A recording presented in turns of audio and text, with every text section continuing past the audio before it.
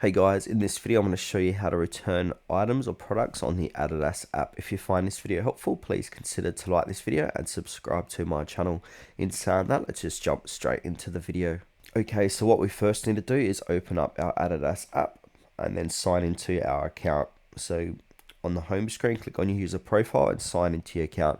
Now once you've signed into your account, you want to go ahead and click on your order history. And then inside of this page, just simply tap on the order that contains the item or items you want to send back. Then on the next page, it should say tap return or create return. Then pick a reason from the list, say it's wrong size, damaged, didn't like it, etc. And then also choose your return method, so we can print a label or use QR code if available for paperless returns.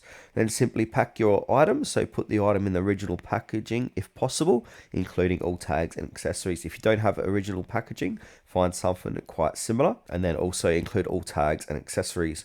Then basically from there, we need to send the item. So drop the package off at the listed courier like Australia Post, UPS, DHL, depending on your country. And then your return refund timeline. So refunds usually process 3 to 10 business days after Adidas receives your return. Then refunds also go back to your original payment method.